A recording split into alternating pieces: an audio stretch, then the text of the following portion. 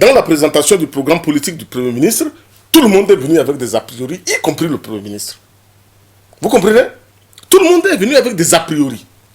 De tel point que le texte qui est présenté est laissé de côté et on discute autre chose. On discute un contexte politique particulier. Ce que le Premier ministre a apporté, j'ai dit que ce sont les résolutions et recommandations du dialogue national inclusif, mais qu'il a amené sa version commentée.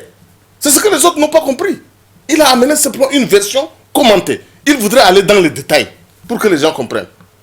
Mais si vous prenez ça, vous lisez tout le programme politique du Premier ministre et vous lisez le dialogue national inclusif, mais justement, vous allez trouver que c'est pratiquement la même chose. Vous voyez? J'ai dit que la différence qu'il a voulu innover, c'était cette affaire de état généraux ou bien l'état d'urgence de l'enseignement supérieur. Je crois que c'est ce que j'ai lu comme une innovation. Mais en dehors de cela, j'ai vu que tout était déjà là.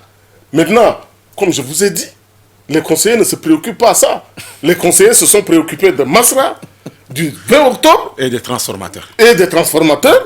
Bon, voilà, maintenant, au dialogue, il devait être là. Il a refusé d'être au dialogue. Maintenant qu'il est arrivé ici, et il devient Premier ministre, il va mettre en place le dialogue. Donc, c'est ce contexte qui n'a rien à voir avec le texte qui a été discuté. Et c'est tout à fait normal. Moi, j'ai reconnu que c'est tout à fait normal.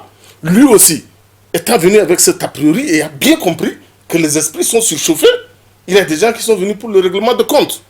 Et il a trouvé également un bon astuce, également pour permettre aux conseillers de ne pas se fâcher outre mesure.